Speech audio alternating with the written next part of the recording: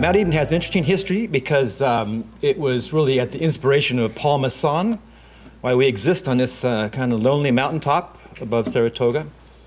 Paul came from Burgundy, and he planted his vineyard next door to us, which is now called the Mountain Winery. In about 1900, he started planting, and he operated it until he sold it to this young man, Martin Ray, in the mid-30s after Prohibition ended. Paul Masson Vineyard was quite large at its peak, and it had Chardonnay and Pinot Noir in it, among other things. Paul Masson was known primarily for making sparkling wine during his heyday. When Paul Masson sold his vineyard to Martin Ray in the mid-30s, Martin Ray started making varietal Pinot Noir, which at the time was unheard of. Paul planted the seed in Martin Ray's head to plant a vineyard on the next mountaintop to the north, which is where Mount Eden currently exists. And he did. He sold Paul Masson in the 40s to Seagram's, and he planted the first vineyards on this mountaintop to the north. A little bit higher, the facing is east, same soil type, Franciscan shale. But he planted Pinot Noir and Chardonnay in the early mid-40s, and his first harvest was 46, which I believe brings this property the longest lineage of estate bottled Pinot Noir and Chardonnay in North America. It became Mount Eden in 1972. Same vineyard, same wine cellar, different ownership. I got there in '81.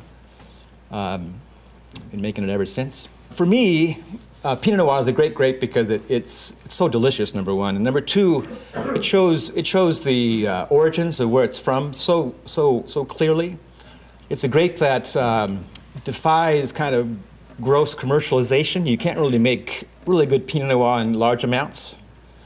You look at Burgundy and you look at a map of Gevrey, and it's amazing how complicated they made that region. I mean, I asked the winemaker, I said, why don't you chop it up and make it a little bit more efficient? And he looked at me like I was just the stupidest guy. Yeah. In the Santa Cruz Mountains, it's in contrast to like Russian River Valley, Santa Barbara County, Santa Maria, you know, somewhat Sonoma Coast, but not quite so much.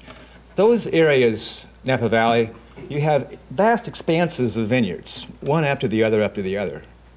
And it's hard to create any kind of sense of terroir, any kind of sense of uniqueness in that situation. You have to depend on winemaking style to create differences. In Santa Cruz Mountains, it comes naturally. Every one of us at this table has a vineyard that is situated in a unique spot with not, like in my case, I don't have any neighbors. I mean, I'm representing Saratoga, Gatos, but we're so far apart, it could be, you know, different states. So there's that factor in this appellation, and there's also the factor that the vineyards are small because the Santa Cruz Mountains is so rugged and so vertical, all the vineyards are little. And if you want to create uniqueness, this idea we all have in our heads of specialness, uniqueness in the flavor and aroma, small is better. I mean, really small is really better. The wines we make in general are not real sweet. They're not overripe. Our climate's cool. Our acids and structures are stronger. The wines are more savory than sweet, and they age remarkably well. They may start out being a little on the simple side, just kind of directly fruity and, you know, delicious, but they don't make your toes tingle. I taste with a lot of Burgundy aficionados, and I often bring Mount Eden wines, older ones, like 30 years old. They never get it. They never see it. They never pick them out in the crowd. And I'm like, see? The 06, like Michael said, and everybody else, it was a huge vintage. In contrast to 05, which was incredibly small. I mean, so small that you just had to laugh. You know, I made 6 barrels of 05. I made 60 barrels of 06 from the same 7 acres of vines. I don't use any yeast. I don't use any acid. I don't use any ML culture. I let the wine just do its own thing. It wants to ferment. It wants to go through malolactic. I don't fine it. I don't filter it. I use a lot of new barrels. I am very cautious about Brettanomyces because that's not a good thing in Pinot Noir, as we all know. So I check that pretty carefully. We make the wine, we put it in French oak barrels, and we top it up, and we bottle it. without any interference. It's really it's a weird wine. You don't do anything to it, you know. You just hope and pray it turns out well, and that's it.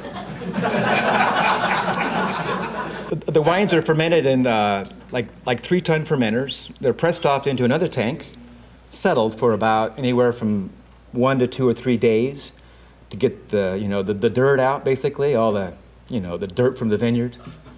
So they go into barrels. They're cloudy, but they're not that heavy stuff at the bottom of the tank is left behind. So the lees that they're aging on, 12 to 14 months of aging, the lees they're aging on are kind of what I call light lees. And there's no elemental SO2 on the grapes when they're harvested because we don't use any sulfur after bloom. So I check them for sulfides. I'm worried about that. Again, Pinot Noir is so transparent that any kind of sulfide issue is really a bad thing. No, we don't rack them. Don't rack them. Don't inoculate them. Don't fine them. We don't filter them. Just. Sure. It's hard to do, though. I mean, it's hard to let go, because if you go to Davis, everyone says do this and do this and do this and do this, and to make this wine really, really commercial. But with experience, after a couple decades, you don't need to.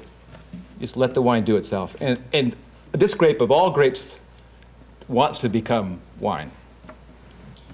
Thanks.